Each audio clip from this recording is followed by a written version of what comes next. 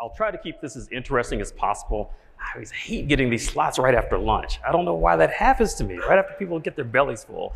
But anyway, as you mentioned, my name is Clint Sprav. I work for a company called GitLab. And my goal today is to really talk about my previous role at GitLab. And I'll talk about why I made the transition as well to Enterprise Solutions Architect. It just talks about the value that marketing just brings to every single department. And I want you to really think about that as one of the key takeaways, as how your skill set in marketing is valuable across the entire enterprise, your entire company. So my goal here today is to talk about my role in PMM when I focus specifically on comp intel, competitive intelligence. So as product marketers, we all do competitive intelligence. It's part of our job. And for the most of us, unless you have that title, competitive intelligence marketing manager, it's not necessarily your sole job. It's just something that you do as part of your role as PMM. So what exactly is competitive intelligence? It's the field dedicated to capturing and analyzing and driving action related to a company's competitive landscape. But when you think about it, the way that I look at competitive intelligence is you want to leverage this information to the advantage of your organization. But when I look at competitive intelligence, and it has different meanings for different companies, especially those in the software industry. How many of you work for an actual IT or software company?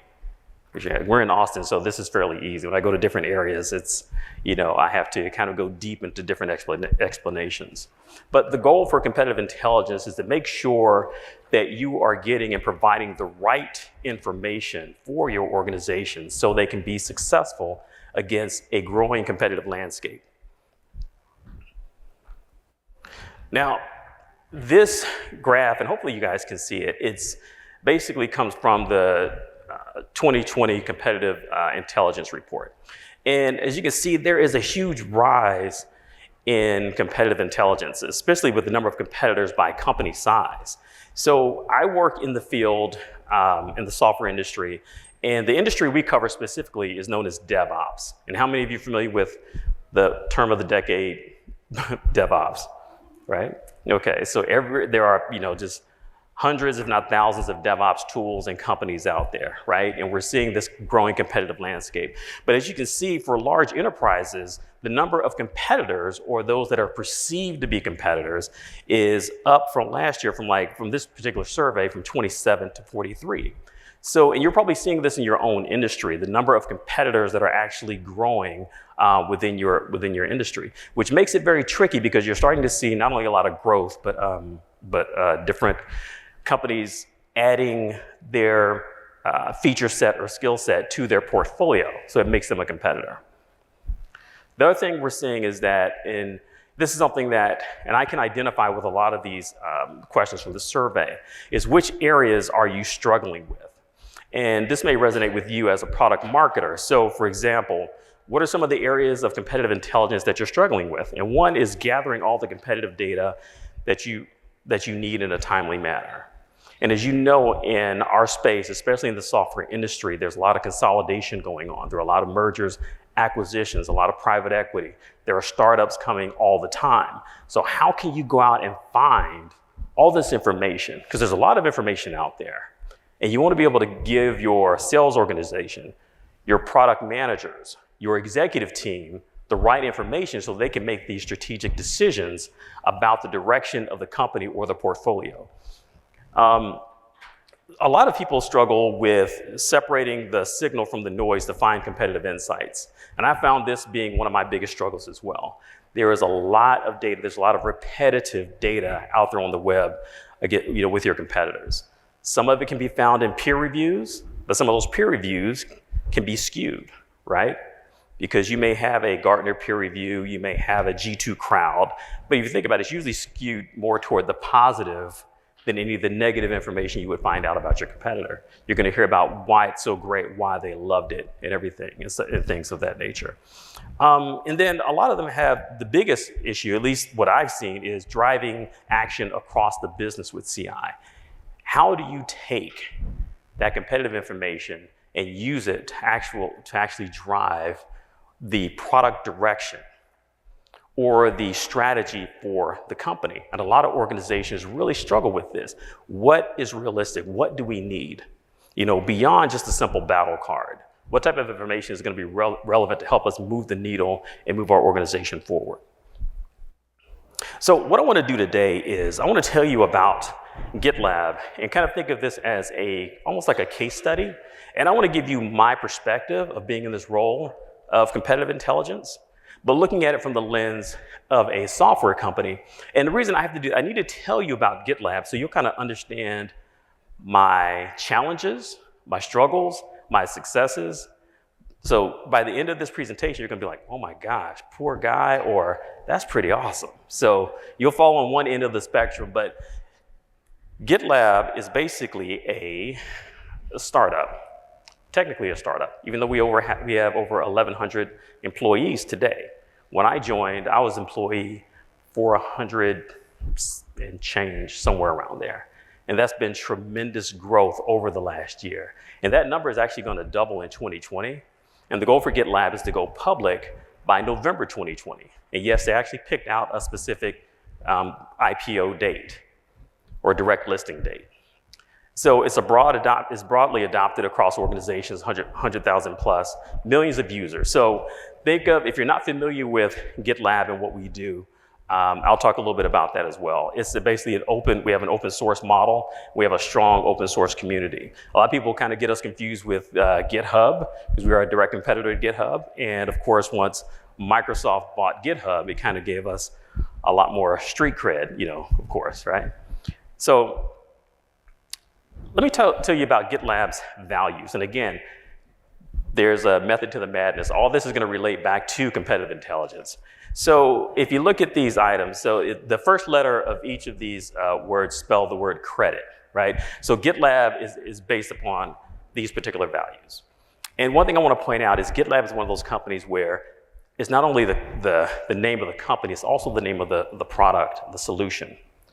And everything we do, we use the GitLab product, and we use that to actually run the company.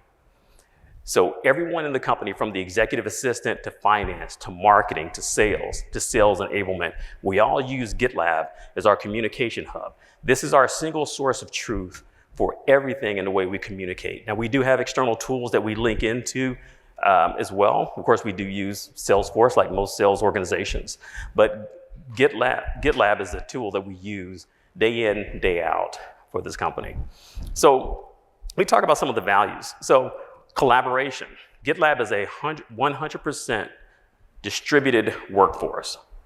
What I mean by that, we are 100% remote. We have no corporate offices whatsoever.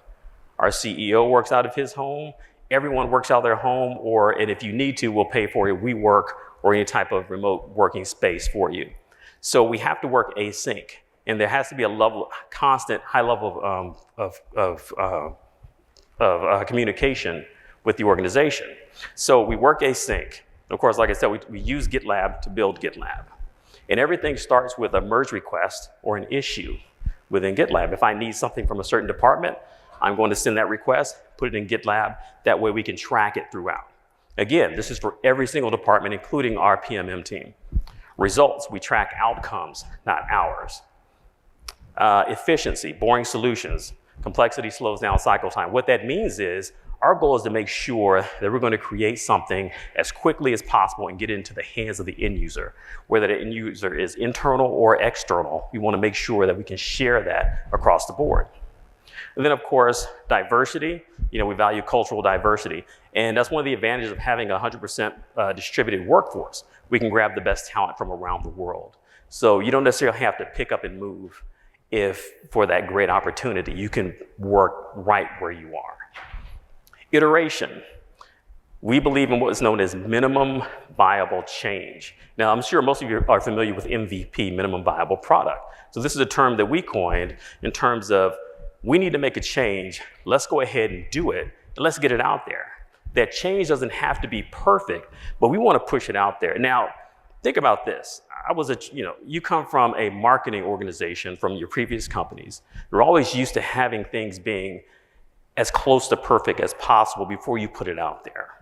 So iteration for marketing can kind of be a challenge if you're not in that mindset. And at GitLab, this is with everything that we do. And transparency is also big as well. So everything we do is public, including our strategy, our roadmap, our quarterly goals. If you go to our website today, about.gitlab.com, and if you look at that handbook, everything that I've listed here in terms of issue trackers, bugs within the product, our handbook, our quarterly goals, all of that is public for everyone to view. Now, think about this from a product marketing perspective. Can you imagine putting something out there where you have an idea of what it's going to look like when it's fully baked? But it's going to take you maybe 2-3 weeks to get this done. However, there is at least a minimum number of things that you can put out there and iterate on that. So our goal is to say, don't kind of, like if you remember the old phrase, study long, study wrong, you've got some of the core components already together. Put it out there, and then we will iterate and continue to make it better, but don't wait until it's fully baked, right? So I'll talk a little bit more about that and how that affects the product marketing role. So a little bit more about GitLab, and here we get into the challenges of competitive intelligence. So GitLab, if you look at this screen right here, for all of you that work in the software industry, and these icons are probably kind of small for you to see in the Mac, but you may own at least 2 to 3 of the products that you see in here. Or your development team or your product team is using several of these tools, and they're trying to integrate them. So if you think about the whole software development lifecycle, if you think about we talked about the buzzword of the decade, DevOps, right? Development and operations, and being able to continuously develop and push out code releases on a regular basis. So the typical DevOps footprint within the enterprise is all these different tools. So GitLab is a single solution for the entire DevOps lifecycle, which means that our product touches all these key areas. And so if you think about it, we compete with those agile project management tools, those continuous integration, continuous delivery, performance monitoring, security tools across the board. Those tools are deep, and we're more broad rather than deep across the board. So what does that mean? My biggest challenge, my competitive intelligence challenge, one solution versus 60 plus DevOps competitors. And that field is growing and growing and growing, and there's consolidation within the field as well. So how can when I joined, I was like, this is going to be crazy. I don't know what I signed up for. But this is happening to a lot of organizations, especially if you're in the software industry. There are a lot of startups that are popping up. There are a lot of tools that are out there. There's some one-off tools. There are large enterprises that are getting into this space. So how do you build a competitive intelligence program that's going to help you be able to enable your sales organization, help your executive team make that right decision in terms of strategy, and help your product team determine what they're going to build? So let me tell you I want to give you some key takeaways in terms of how we do it. And this will give you some ideas in terms of how competitive intelligence is done at a startup like GitLab, and some of the tools, techniques, and resources that we actually use within our organization, within the team.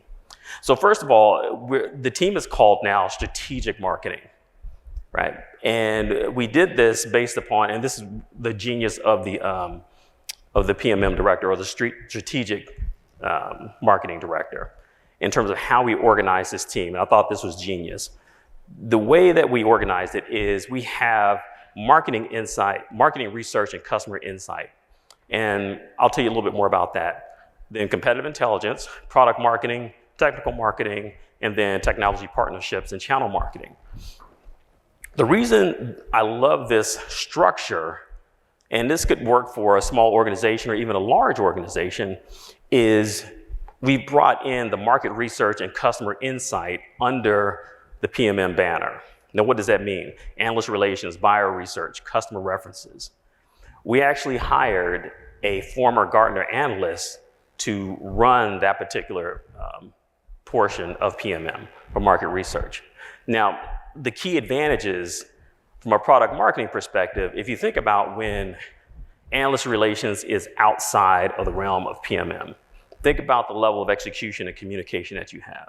And I'll give you some examples. When I was at HP, one of the biggest challenges that we had was when you get that dreaded phone call on a Wednesday saying that the Gartner Magic Quadrant, they have to have this document filled out and it's due on Friday. So now we've all been there, right? And you're scrambling. Oh, where's our AR person? We didn't hear about this. Oh, she left. We got a new one. They don't know what we're subscribed to yet. They're still getting their feet wet. So you end up getting that. So the advantages of having this person within PMM is that they understand the mind of the analyst. They understand how to work with them. They know the quirks. They know the different personalities. They know the people that are in the industry, how to set up these conferences, and we're always on top of any type of competitive inquiry that we need to do. So if I got a large competitor and I want to understand what their strategy is, and also I want to find out if our messaging resonates with the general public or with our particular customer base, I can go to them and set up a competitive inquiry. Hey, how is our competitor doing this? What do you think our messaging is, and how is it relaying to the particular folks in our particular industry? We also participate in customer advisory boards.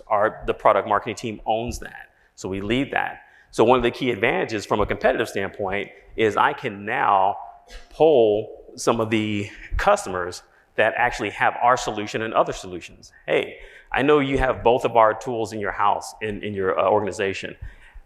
How do we compare to that? Where do you think we are weak compared to the other teams and the other divisions that are using our competitors' tools, right? So there's a lot of insight. So we also subscribe, and this can be pretty expensive, as most of you know, because we have a mix of marketing intel research from like Gartner, Forrester, IDC, Red Monk, 451 Research. We subscribe to all of these.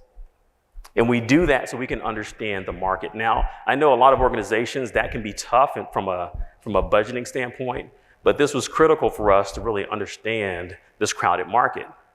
The other reason we did this was because, again, we're GitLab, we're a small startup, we're a growing startup now, but we wanted to make sure that the industry knew who we were and what our strengths and weaknesses were. So again, we compete against all these different categories, from security to agile project management.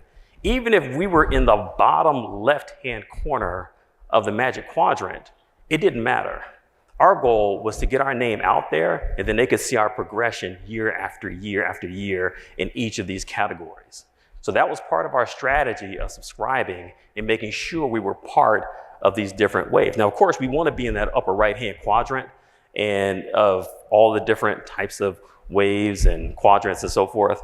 But our initial goal was to make sure that people knew who we were and that we were a convenient solution for the enterprise. We also have a technical marketing team. This is a group that they're extremely technical with the product. You can put them out in the field, but they can also develop our demos, our presentations. And we use them not only at trade shows, but we can work with them in customer events and so forth. And so the reason we do this, and we also do peer review sites, and all of these duties within GitLab are shared across the entire organization. So even though our competitive intelligence team is small, 2 people, we utilize the rest of PMM. So it's everyone's responsibility for all these different key areas. So we take a true agile approach in terms of how we help build certain assets, how we work with each other. So my coworker, Mahesh Kumar, he is the competitive intelligence manager at GitLab now. And he developed what we call the competitive intelligence tool chain.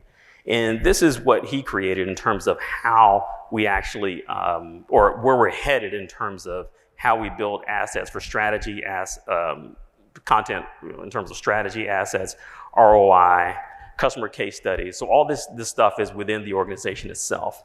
And we have information that we keep private, such as our battle cards that we use for sales, how we win, how to use assets, ROI references. And then we have what we call public comparison pages. And this is where everyone can see everything that we're doing as an organization. So we also create battle cards and competitive insights. So there's two that are here today, Crayon and Compite, that you can go check out and get a demo. And I highly suggest you check out both of them and see see their capabilities, because they're really good. So within GitLab, we track our top 15 competitors. So what that means by it is like we're not fully concentrating on those 15. We actually have the top 3 that we concentrate on, but we want to make sure that we're keeping tabs on the top 15 in DevOps, because we spread across a broad industry. So we collect and curate intel from multiple sources, internal and external. And we also align our battle cards with our current sales methodology. And I'll talk a little bit more about how we do that and why we do that. The battle cards, of course, can be accessed just like most solutions, integration with Salesforce. So you want that sales team to have a single source of truth when they get that information, and be able to link it to opportunities and do it for win-loss analysis. And the way we set it up, again, with GitLab's view of transparency, anyone in the company can create or edit or update a battle card. And that's by design. Now, typically, product marketing, you own those battle cards. You don't want anyone, especially sales, to go near them at all. But GitLab has this culture, and our motto is everyone can contribute. And the company truly lives by that. And it threw me off. I wasn't used to that. I wasn't used to sharing an entire Google Doc with everyone in the company.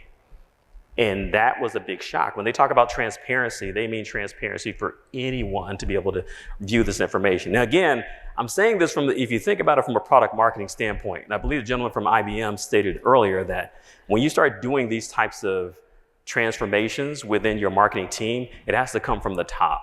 So this is the philosophy of the CEO that's actually trickled down through the entire company. So we're all working this way. So other solutions that we use, I talked about GitLab, but we also use, like everyone else, Slack. We use LinkedIn, and we use Chorus. How many of you are familiar with Chorus? Okay, so think of Chorus as an add-on to Zoom, where when you set up that Zoom meeting, it's actually going to record and transcribe the actual conversations with everyone on that call. We can use that to go back and listen to see, one, how did our solutions architects and sales teams, how did they do within their presentations? Are they following our sales methodology correctly? And two, we can also use it to go back and view win-loss analysis. We can understand, hey, why did we win? Why did we lose? Was it product related? Was it sales related? Was it because of the size of the company? What was the main reason? So we can do true competitive analysis and be able to take this information and get a good understanding of that. And also, we use what's called force management for kind of our sales methodology. How many of you are familiar with force management at all? Okay, or growth play or anything like that? Okay, just a quick intro to force management. What it focuses on what's known as command of the message. What command of the message really means is we want to speak with one voice as an organization, right? So instead of the head of product marketing saying, this is who we are, this is what we do, your top sales rep, going off and saying something completely different, that SA, or that sales engineer, is saying something totally different. We want to make sure that everyone in the company has the same messaging and the same voice, so they know what not only our value prop, but what are our core value drivers. And also it focuses on what's known as defensible differentiators. And I talk about this from a competitive standpoint because this relates to when you're building out battle cards or really trying to understand your competitive differentiation. So when you talk about differentiation, it's really broken down into really 3 categories. One is uniqueness.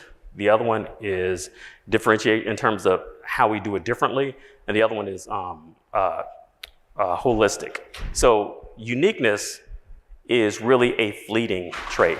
So I'm sure all of us have gotten that call from sales saying, hey, I'm going up against competitor XYZ. I need something unique that we do that they don't do so we can beat them every time they come to us. And it's like, look, uniqueness is fleeting, right? Especially in technology. Even if they can't do what you do, they're gonna say that they can do what you do, right? And you don't want your sales reps going out there trying to prove beyond a shadow of a doubt that they can't do it, right? You want them to focus on what you and your organization brings to the table. The other thing is when there isn't that uniqueness, you want to talk about, comparison. How do we do it differently, or how do we do it better? And the third is holistic. What do they like about doing business with you, right? So the reason I say this is because when you talk about these differentiators, that can be used for multiple competitors across the board. So as you're building those competitive assets, as you're building those campaigns, and once you know your core differentiation, that can be used as opposed to trying to reinvent the wheel every time you build a battle card or you have a new competitor. So if you know your core differentiation, that's going to save you a lot of time. Now, I talked about transparency, and again, this is huge. This is what we have on our website, and it may be a little bit difficult to see where you are, but this is our feature maturity by stage for each of the DevOps lifecycle. And if you see, we use kind of the Harvey balls and the little heart to denote where we're strong and where we are weak. Now, imagine you are a PM, or imagine your PMs at your company, and your management told you, I want you to create a chart that shows where we're strong and where we're weak, and I want you to put it out on the web for everyone to see, including your competitors. How many of your PMs would just freak out if they had this?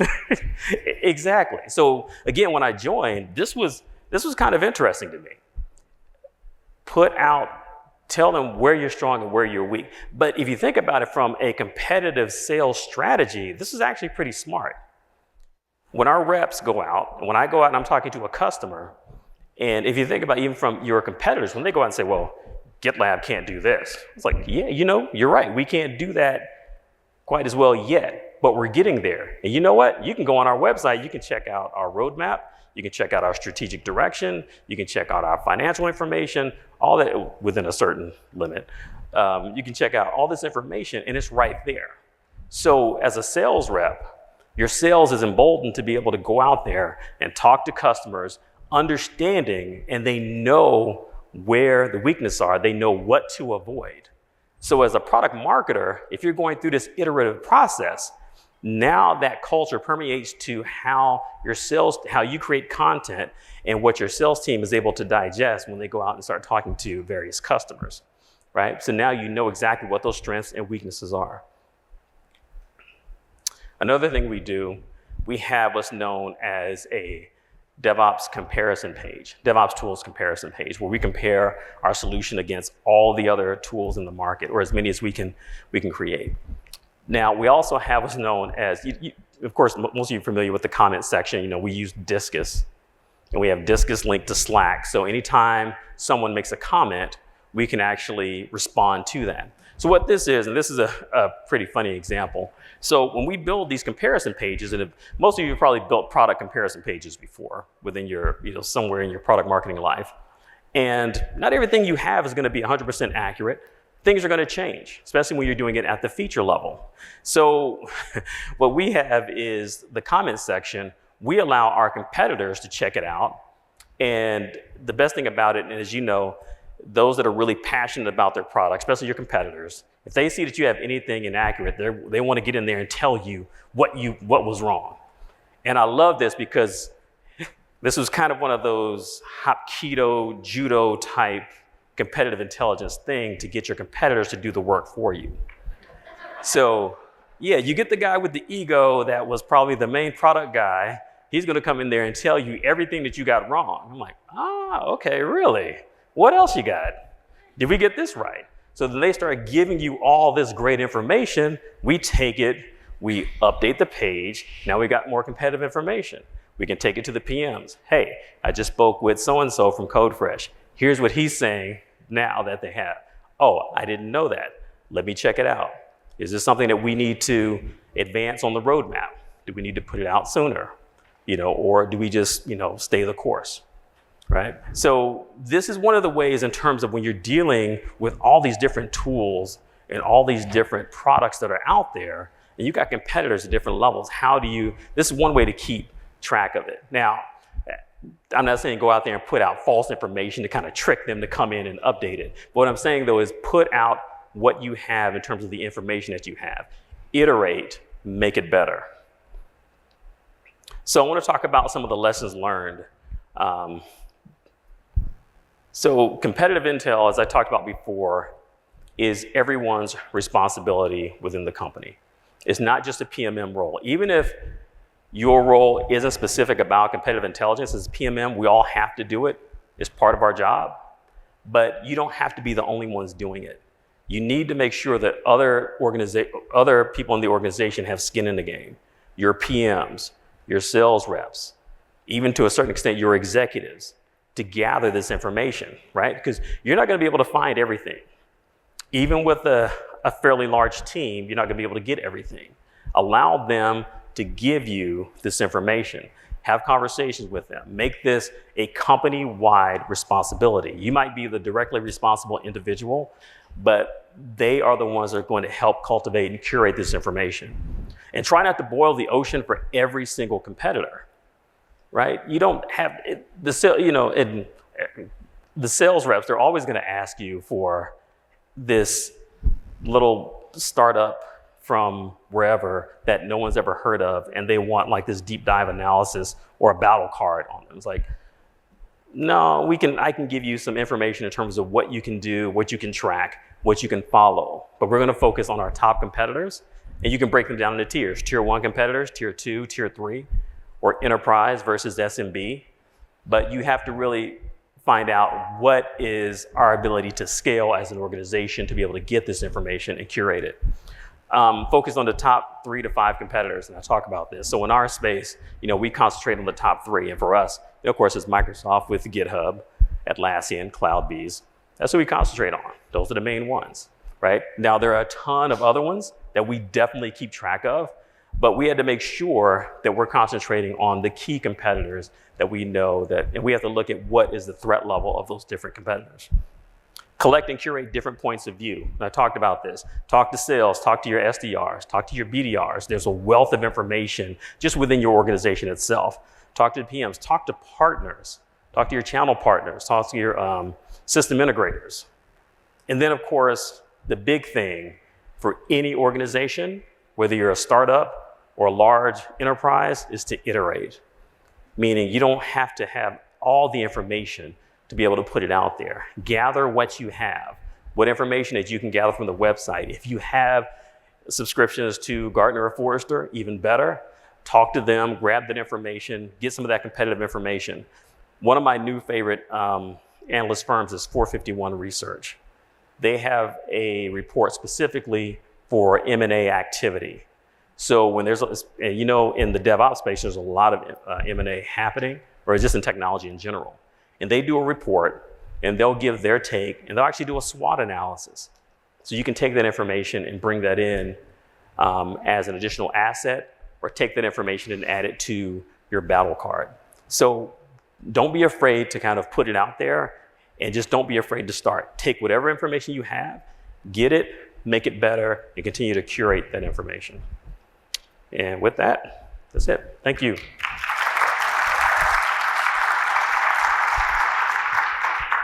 Thank you, Clinton. Are there any questions for Clinton? Oh, right up front. I don't have to walk far. Thank you. I really like the transparency maturity matrix that you show. I wanted to ask you, it's a double-edged sword, because if you have a lot of gaps, potentially you expose yourself to your competition. So first question, did you expose this matrix right from the beginning? When you were, even though you were not at parity with your competitors? And so in that case, how did you compete during that disadvantage or that gap? Yeah, so the way that, and that's a great question. So exposing those gaps within your solution, right? So just to give you a history of how GitLab actually works, right? So we do a release on the 22nd of every month.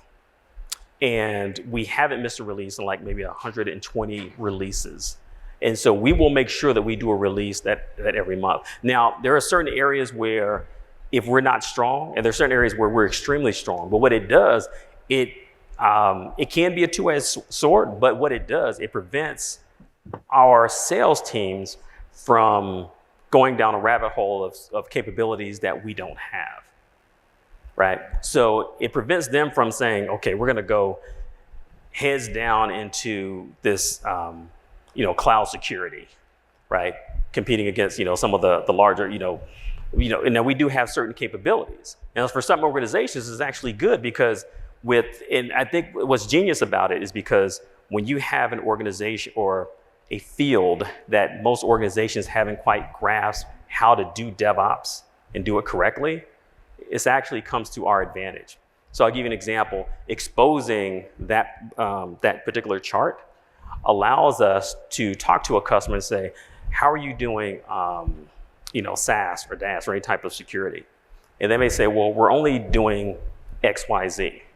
Whereas the companies that focus on that have a much richer, deeper solution.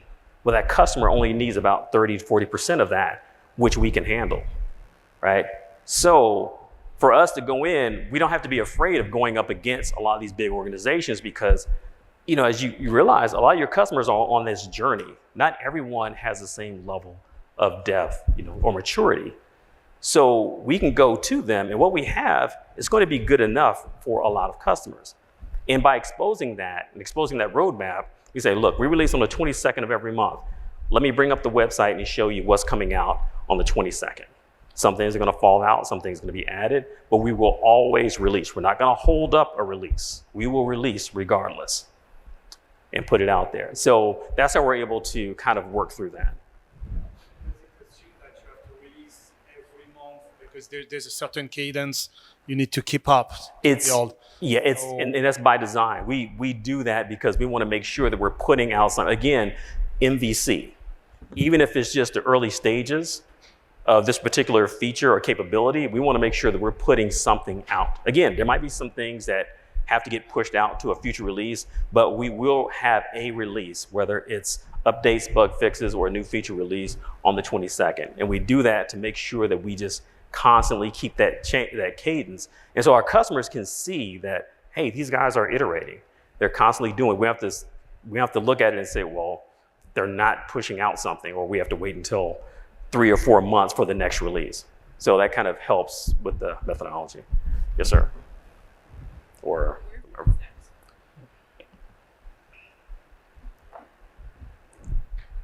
Glenn, love the presentation. Can I make a suggested change to the matrix?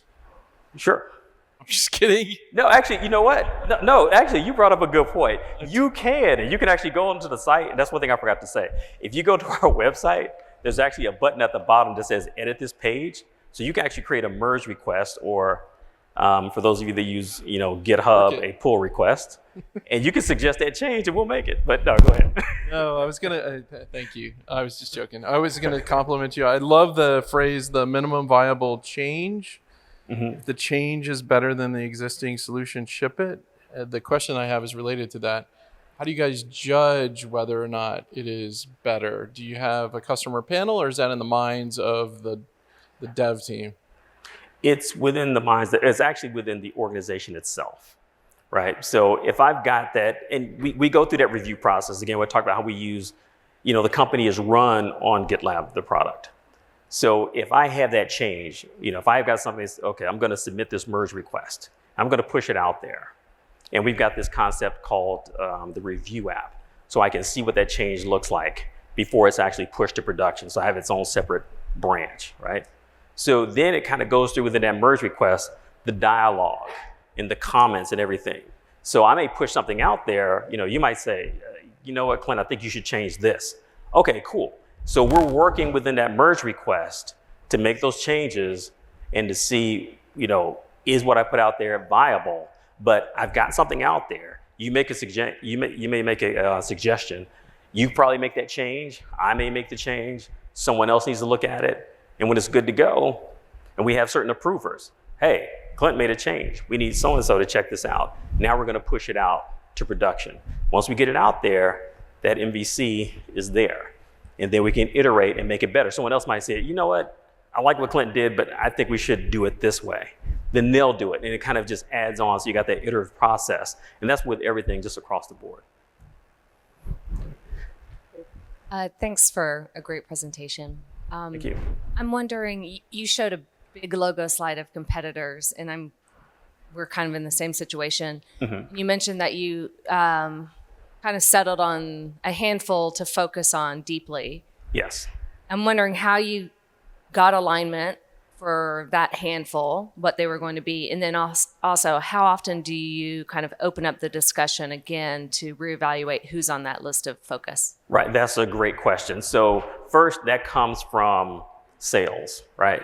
So think about every organization, you got your top sales rep, squeaky wheel gets the grease, whatever they want.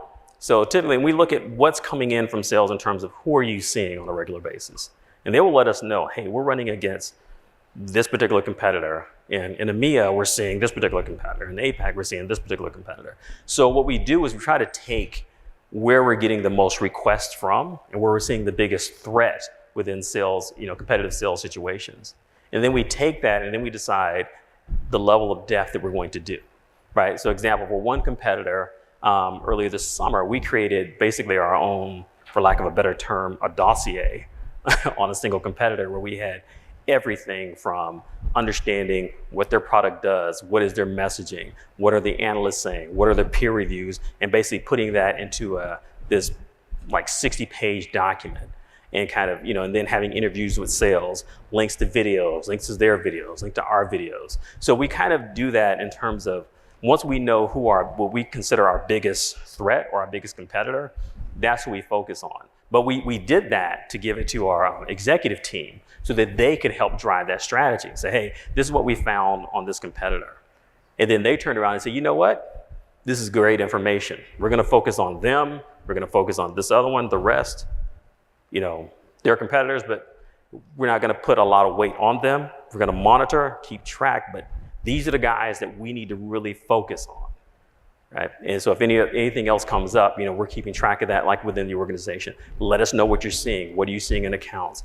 What are customers doing? So that's kind of how we were able to do that. And again, it comes from having it come from the top of the organization makes it a lot easier. So we're kind of spoiled in that sense to where they're more open to taking that information and helping to drive that strategy. So it helps just the organization across the board.